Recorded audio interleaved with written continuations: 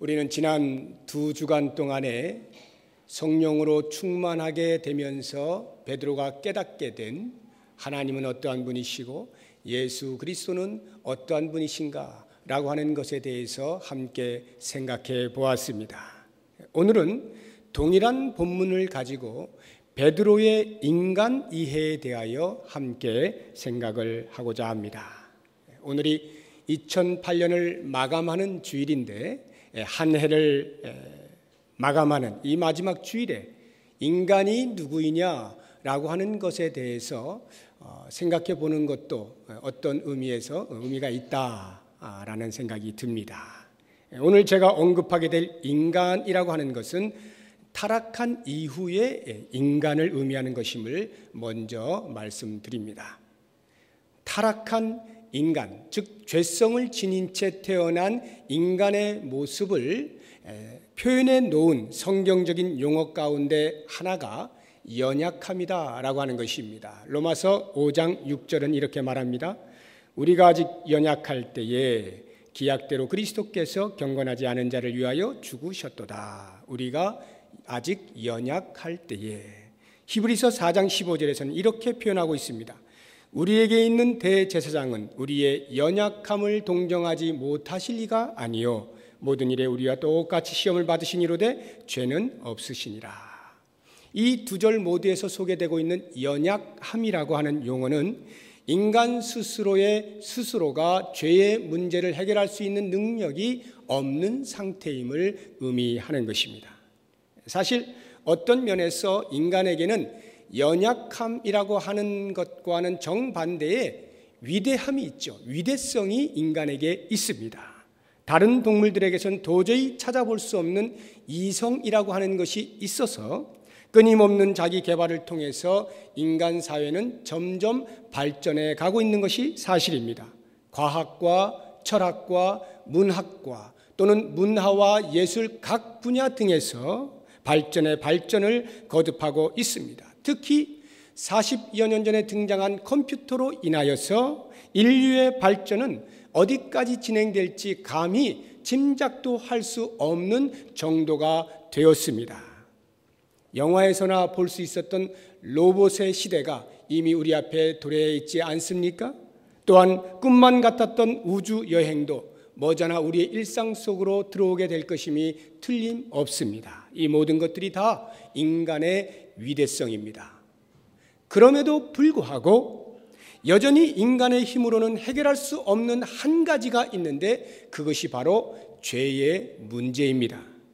하찮아 보이는 듯한 이 죄의 문제를 해결하지 못하는 위대한 인간의 모습, 그것을 일컬어 성경은 연약함이다 이렇게 말하고 있는 것입니다. 이 연약함 때문에 인간은 그 위대한 능력을 때로 가장 악한 곳에 사용하기도 하지 않습니까? 선과 악을 분별하지 못하는 위대함은 마치 언제 터질지 모르는 폭탄을 가슴에 안고 사는 것과 다름이 없는 것입니다. 성령을 받기 전에 베드로, 성령을 경험하기 전에 베드로는 이와 같이 인간이 어느 정도로 연약한지 제대로 깨닫지 못하였습니다. 우리가 지난주에 살펴본 것처럼 주는 그리스도시요 살아계신 하나님의 아들이십니다 라고 고백을 하는 때로부터 겟세마네 동산에서 내려올 때에 만나게 된 군병들 앞에서 칼을 휘둘러 말고의 귀를 내리친 그때까지만 해도 베드로는 자신의 연약성을 전혀 인정하지 않았습니다. 특별히 겟세마네 동산에 올라가기 직전에 예수님께서 베드로를 향하여서 너는 나를 3번 부인할 거야 라고 말씀하실 때의 그 베드로의 대답을 보면 얼마나 용감한지 말로 할 수 없습니다. 마태복음 26장 34절을 보게 되면 예수께서 이르시되 내가 진실로 내게 이르노니 오늘 밤 닭 울기 전에 내가 3번 나를 부인하리라. 이때 베드로가 이렇게 대답을 합니다. 내가 주와 함께 죽을지언정 주를 부인하지 않겠나이다.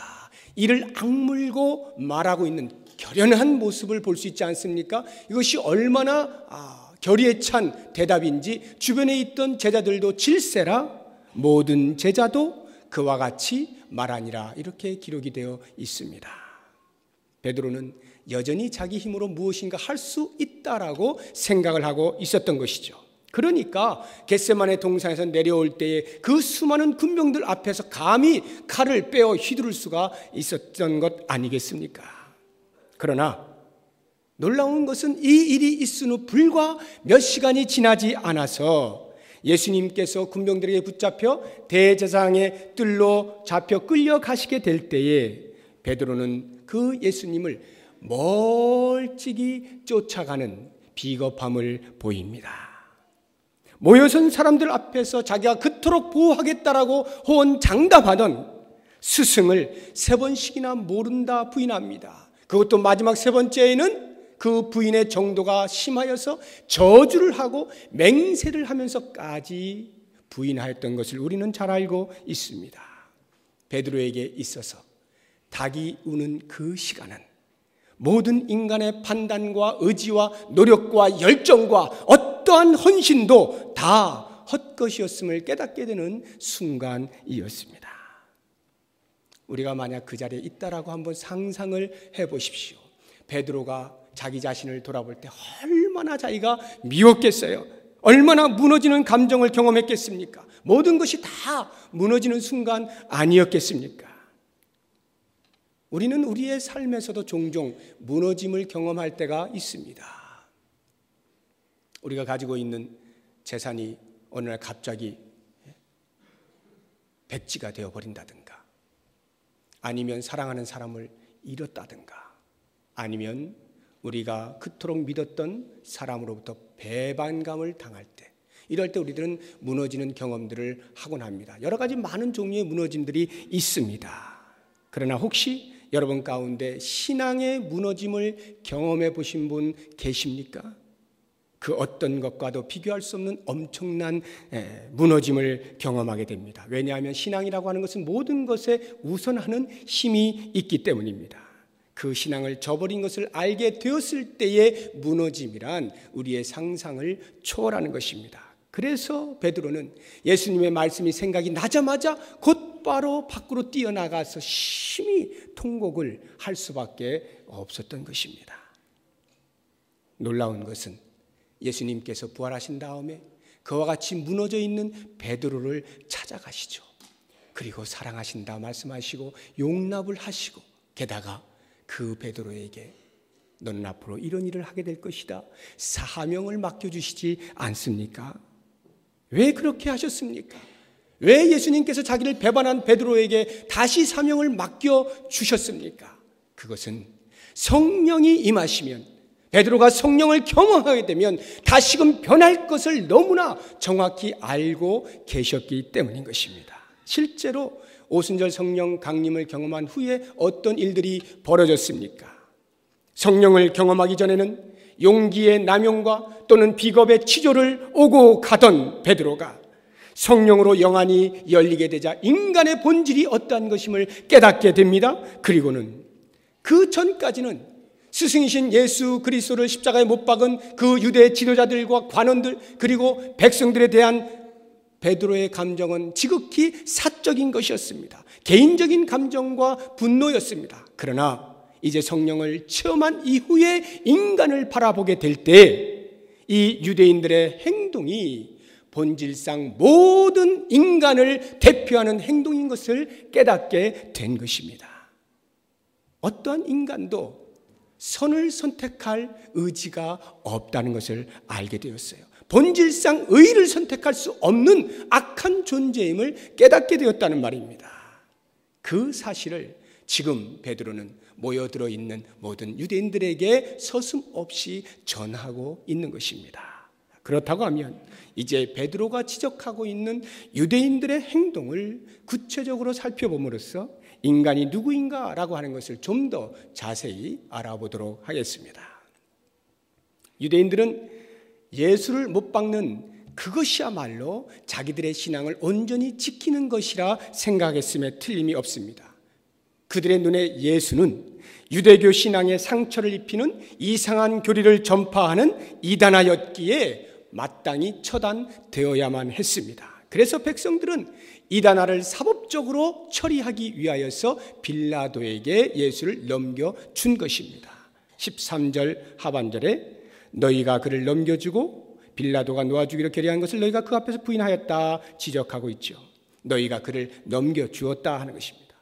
이 말이 무슨 말이냐면 당시 그 유대인 자치 의결기구였던 산헤드린은 어떠한 형을 선고할 수는 있지만 집행할 수 있는 권한은 없습니다. 특히 사형에 관한 한 더더욱 그렇습니다. 그 권한은 오직 로마 총독에게만 있었어요. 그래서 그 당시에 로마 총독이었던 빌라도에게 예수를 죽여주시오라고 넘겨주면서 요청을 한 것입니다. 그러나 공교롭게도 그들의 기소는 빌라도에 의해서 처음에 기각이 되었습니다. 빌라도는 재판 심의 과정에서 아무리 살펴보아도 자신의 재판 경험과 판단으로는 도저히 예수를 유죄라 평가할 수가 없었던 것입니다. 그래서 빌라도는 그 예수를 놓아주고자 하였고 그 방법으로 살인자 바라바와 함께 놓고 유월절 특사로 한 명을 선택하도록 하였습니다. 마태복음 27장 18절을 보면 이는 그가 그들의 시기로 예수를 넘겨준 줄 알미더라 이렇게 나옵니다. 즉 빌라도는 백성들이 예수를 시기하여서 넘겨준 것으로 알았기 때문에 그 정도라고 하면 살인자와 함께 놓고 선택하도록 할 때에 당연히 예수가 석방될 줄로 여긴 것이죠. 그러나 어떻습니까? 백성들은 전혀 엉뚱하게 바라바의 석방을 요구하였고 오히려 예수는 십자가에 못 박으라고 외치기 시작했습니다. 그들은 이방인 빌라도를 통해서 의를 선택할 수 있는 두 번째 기회를 얻었음에도 불구하고 계속적으로 자기들의 옳음을 주장하였습니다. 비록 첫 번째는 마음의 분노와 종교적인 열정으로 인하여서 예수에 대한 평가를 제대로 못해서 실수했다 할지라도 이제 이 빌라도를 통하여 다시 한번 생각할 수 있는 두 번째 기회를 얻었을 때에 유대인들은 재실수를 하지 말았어야 합니다. 그들은 하나님의 뜻을 그 안에서 발견할 수 있었어야 합니다. 그러나 조금도 흠이 없는 거룩한 자를 살인자보다 더 흉악한 죄인으로 몰아붙일 만큼 그 당시 유대인들에게는 분별력이라고는 조금도 남아있지 않았던 것입니다. 이제 정리를 해본다면 유대인들의 죄가 무엇입니까? 자기들의 메시아 예수 그리스도를 이방인 빌라도의 손에 넘겨준 것이 죄죠. 그 이방인 빌라도는 예수 그리스도가 무죄하다라고 말하고 있는데 오히려 살인자를 선택하고 예수를 십자가에 못 박으라고 외친 것이 그들의 죄입니다. 그리고 마침내는 그리스도를 십자가에 못 박아 버린 행동이 그들의 죄입니다. 이러한 것들이 바로 인간의 연약성이라 하는 것입니다. 그래서 본문 17절을 보게 되면 베드로가 그들에게 말하기를 형제들아 너희가 알지 못하여서 그리하였으며 너희 관리들도 그리한 줄 아노라 이렇게 말씀하고 있죠. 우리가 이 말씀을 오해하시면 안 됩니다. 알지 못하여서 한 것이기 때문에 괜찮아 그래 용서해 줄게 이런 의미로 말씀하고 있는 것이 아니라 그들의 무지와 그들의 이기적인 동기가 얼마나 심각했느냐라고 하는 것을 신랄하게 지적하고 있는 말씀입니다. 그렇다면 그들의 무지와 이기적 동기라고 하는 것이 과연 어떠한 것이겠습니까? 예를 들어서 그 종교 지도자들 가운데 대표적인 바리새인들을 생각해 보십시오. 그들은 예수의 등장으로 인하여서 얼마나 난처해졌는지 모릅니다. 어떤 면에서 난처해졌느냐? 그들의 가르침이 허구라고 하는 것이 예수를 통하여 드러나게 되어버린 것입니다. 자신들의 위선적인 행위에 대해서도 얼마나 신랄하게 지적을 받게 되었는지 모릅니다. 결국 그들은 자기들의 자리를 지키기 위해서는 예수는 처형되어야만 했던 것입니다. 사두개인들은 어떻습니까? 또 다른 종교 지도자들은 이 사두개인들은 그 당시에 로마 정부에 빌붙어서 자신들의 지위를 확보하고 있던 사람들이었습니다. 그들의 눈에 예수의 존재는 정치적 반란 세력의 총수였습니다. 많은 사람들이 예수를 따라다녔기 때문에 그대로 놔두었다가는 자기들의 정치적인 입지가 좁아질 것에 대하여서 염려하였습니다. 그래서 예수의 처형에 과감히 가담을 한 것입니다.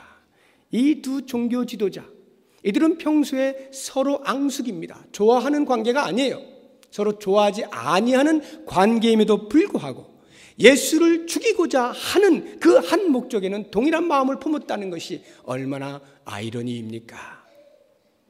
이러한 종교 지도자들에 의하여 현혹이 된 백성들, 그들도 역시 예수께서 자기들이 기대하였던 모습이 아니었기에 과감하게 예수의 죽음에 동참하는 모습을 볼 수 있습니다. 자기들을 기만한 것에 대한 분노의 표현일 수도 있겠고, 어떤 경우에는 돈을 받고 선동을 한 경우도 있을 것이고, 또 어떤 경우는 그 선동에 우유부단하게 휩쓸리면서 동참하게 된 경우도 있을 것입니다. 아무튼 이 모든 사람들은 각각 생각이 다르고 목적이 달랐지만 예수를 죽임으로써 모든 것이 끝날 것이다 라고 하는 데에는 일치하였습니다. 예수만 죽이면 더 이상 복잡한 일 생기지 아니하고 우리가 살던 모습 그대로 아무 일 없이 조용히 살아갈 수 있다라고 하는 것이죠. 그래서 그들은 한결같이 예수의 죽음에 목이 쉬어라 외치고 동참을 한 것입니다. 여러분들이 성경을 읽으시면서 그 당시 예수께서 붙잡히시고 신문을 받으시고 처형을 당하시고 하는 그 장면들이 과연 어느 정도였을까 상상을 얼마만큼 하실 수 있겠습니까?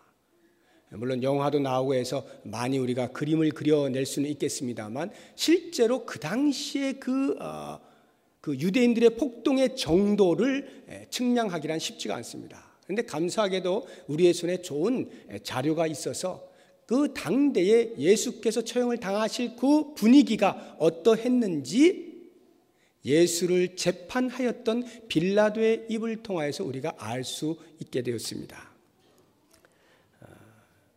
이 소책자는 빌라도의 보고서라고 하는 조그만 책인데 이게 뭐냐 하면 그 당시에 예수님께서 잡히시던 그 정황을 빌라도 총독이 그 당시 로마 황제 가이사에게 보고를 한 내용입니다. 지금 현재 터키의 성 소피아 성당에 이 원문이 소장되어 있어요. 한 50권으로 이렇게 되어 있는데 지금 이 책은 전문입니다. 그 가운데 전문인데 그 미국의 한 박사가 리드만이라고 하는 박사가 일정 액수를 지불하고 특별히 허가를 받아가지고 영어로 번역을 한 것을 우리가 우리말로 이렇게 번역을 해놓은 내용입니다.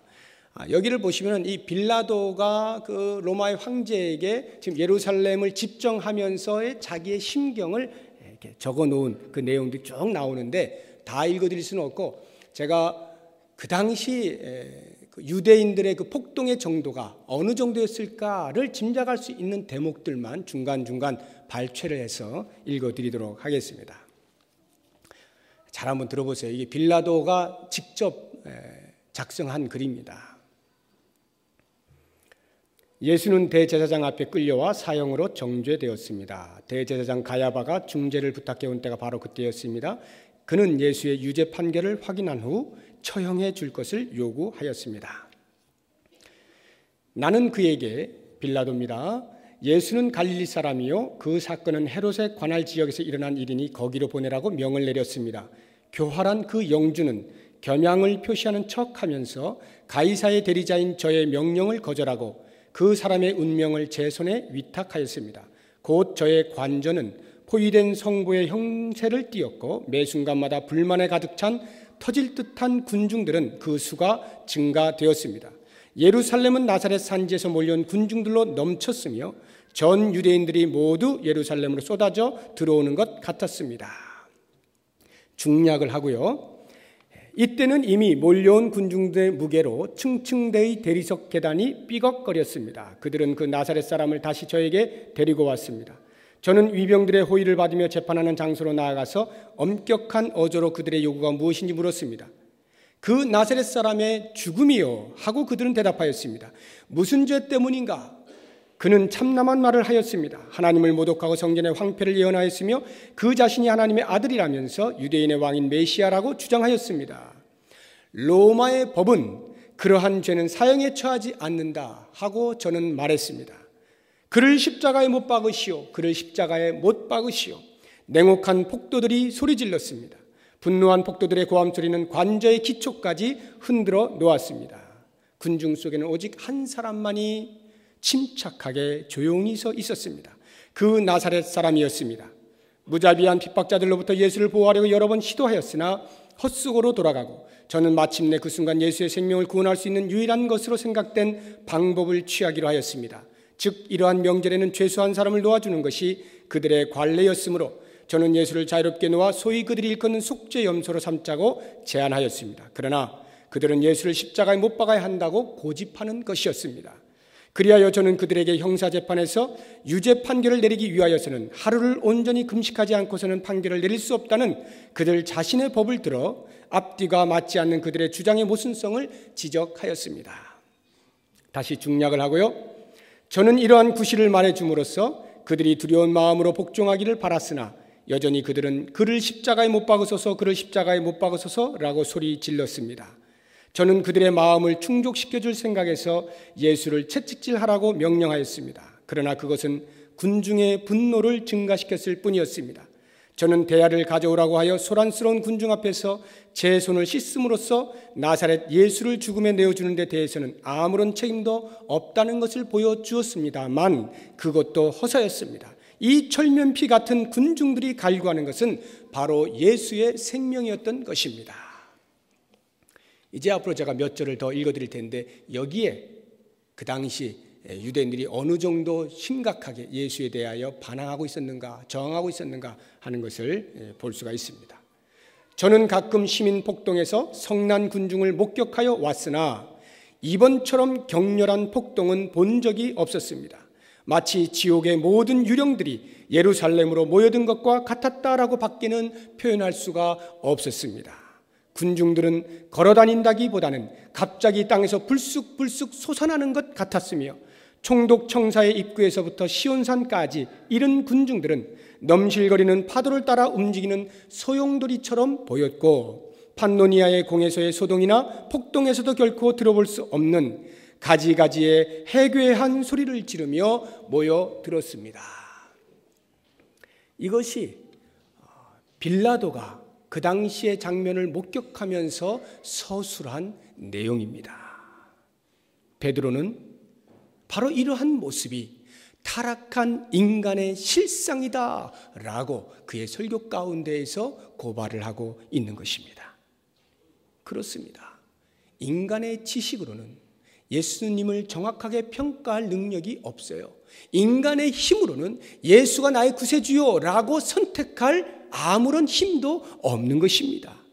그러니까 베드로가 성령으로 충만해지면서 인간의 본질을 깨닫게 된 그 사실을 바울의 말을 빌려서 정리를 해보면 이와 같이 됩니다. 우리가 같이 한번 찾아봤으면 좋겠는데요. 로마서 3장, 지금 여러분이 보시고 계시는 그 다음 책이 로마서입니다. 로마서 3장 9절에서 18절입니다.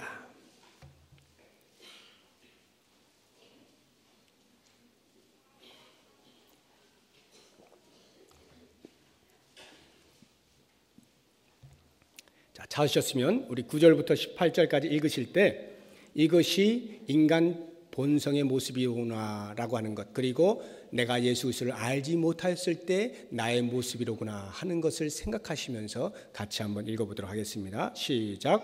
그러면 어떠하냐? 우리는 나으냐? 결코 아니라. 유대인이나 헬라인이나 다 죄 아래 있다고 우리가 이미 선언하였느니라. 기록된 바 의인은 없나니 하나도 없으며 깨닫는 자도 없고 하나님을 찾는 자도 없고 다 치우쳐 함께 무익하게 되고 선을 행하는 자는 없나니 하나도 없도다. 그들의 목구멍은 열린 무덤이요 그 혀로는 속임을 일삼으며 그 입술에는 독사의 독이 있고 그 입에는 저주와 악독이 가득하고 그 발은 피 흘리는데 빠른지라. 파멸과 고생이 그 길에 있어 평강의 길을 알지 못하였고 그들의 눈앞에 하나님을 두려워함이 없느니라 함과 같으니라. 그렇습니다. 모든 인간은 본성적으로 선한 것이 도무지 없습니다. 그들의 생각도 행동도 전혀 하나님을 기쁘시게 할 수 없습니다. 오히려 나쁜 생각, 나쁜 행동이 훨씬 자연스럽고 편합니다. 우리가 그리스도를 알지 못하였을 때를 한번 생각해 보시기 바랍니다. 남이 잘못됨으로 내가 잘 될 때 얼마나 속이 시원합니까? 신이 나잖아요.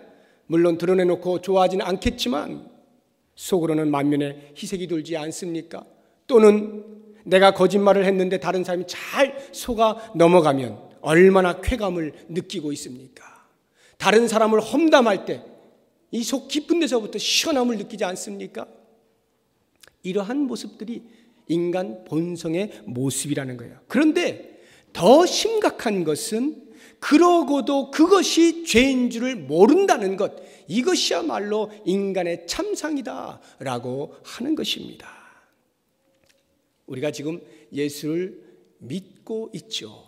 예수를 믿고 있으면서도 가끔 혹시라도 이러한 모습을 나 자신으로부터 발견하게 되는 분 안 계십니까? 말씀의 통제를 받지 아니하고 잠시만 한눈을 팔고 놔두면 우리의 육체는 옛 성품에 너무나 익숙하게 행동을 하게 마련입니다.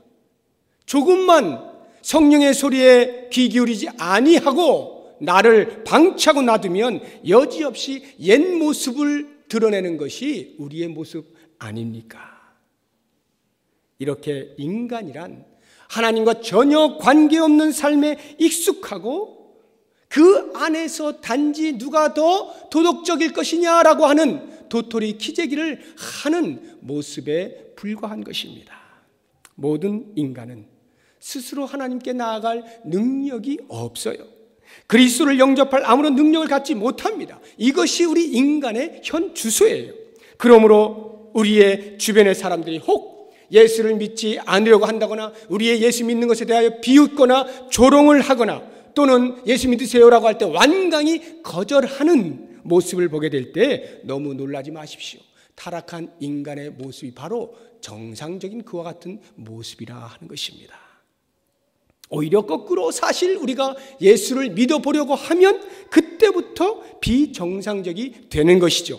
즉 성령께서 그의 마음에 들어가서 인간의 본질을 깨닫게 하고 예수 그리스도를 받아들이게 하고 보통 사람들이 알 수 없는 가치를 보게 만들고 그렇게 함으로써 정상적인 사람이 볼 때는 비정상적이 되도록 하는 것, 이것이 예수 믿음 아닙니까? 그런데 놀라운 것은 바로 이와 같은 모습이 하나님 편에서 볼 때에 드디어 인간이 순기능을 하는 순간이 되는 것입니다. 이렇게 인간이 하나님 앞에서 자신의 본 모습을 되찾고 순기능을 하기 위하여 반드시 선행되어야 할 것이 무엇입니까? 그것을 베드로는 이렇게 말하고 있는 것입니다. 19절 보십시오. 그러므로 너희가 회개하고 돌이켜 너희 죄 없이 함을 받으라. 이같이 하면 새롭게 되는 날이 주 앞으로부터 이를 것이요. 26절에도 보십시오.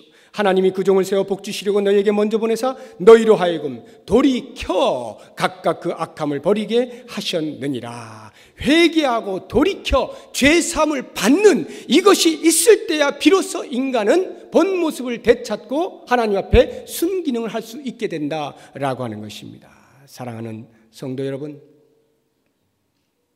우리 인간은 이렇게 베드로가 보여주고 있는 타락한 인간의 모습에서 결코 벗어날 수 있는 사람이 단 한 사람도 없어요. 우리의 모든 옛 모습이 다 이와 같았습니다. 만약에 우리가 이것을 알고서야 어찌 예수 그리스도를 나의 구세주로 받아들이는 것을 거부할 수가 있겠습니까? 오직 예수 그리스도로 말미암은 구원의 길을 제시받은 우리는 얼마나 감사한지 모르는 것입니다.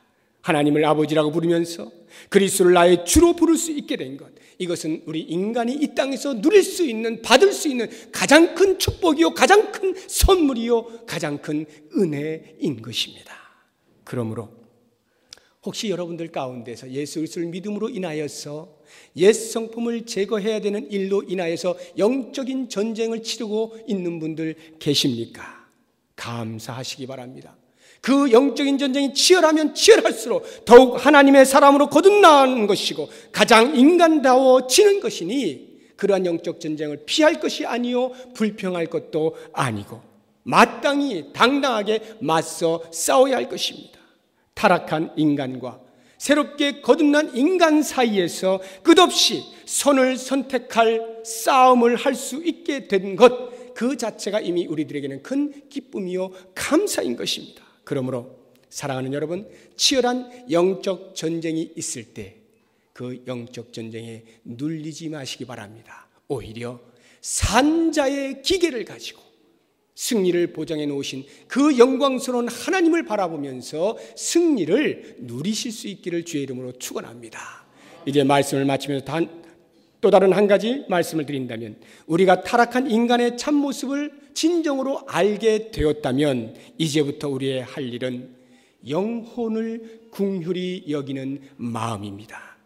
죄로부터 해방을 얻어서 영생을 얻는 것이 인간에게 그 무엇보다 절실한 것이요 가장 중요한 것이기에 우리는 열심히 전도하는 것과 더불어서 성령께서 그 사람의 마음을 열고 그 사람의 마음속에 역사하시고 그 사람의 모든 더러운 것들을 깨뜨리시고 무너뜨리시고 예수를 받아들일 수 있도록 위하여 기도하는 일이 매우 중요한 것입니다. 그 일이 일어날 때 비로소 인간은 자신을 살펴보게 되고 자신의 추함을 알게 되고 추한 자신을 돌아보게 될 때 비로소 예수 그리스도의 필요를 알게 되고 그 그리스도 앞에 나올 수 있게 되기 때문입니다.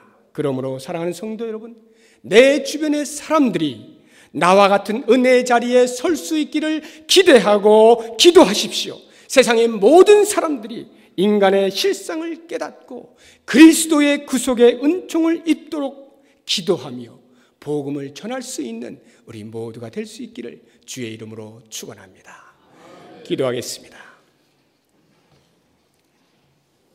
하나님 아버지, 베드로의 입술을 통하여서 인간의 실상을 알게 하시니 감사합니다. 이제부터 우리는 옛사람의 옷을 벗어버리고 날마다 새 사람으로 옷 입게 하여 주옵소서. 성령으로 충만케 하여 주옵소서. 우리의 마음 가운데 한 영혼을 가슴에 품게 하여 주옵소서. 그리스도를 소개하는 가운데 이 땅에 그리스도의 푸른 계절이 올 수 있게 하여 주시옵소서. 예수 그리스도의 이름으로 기도드립니다. 아멘.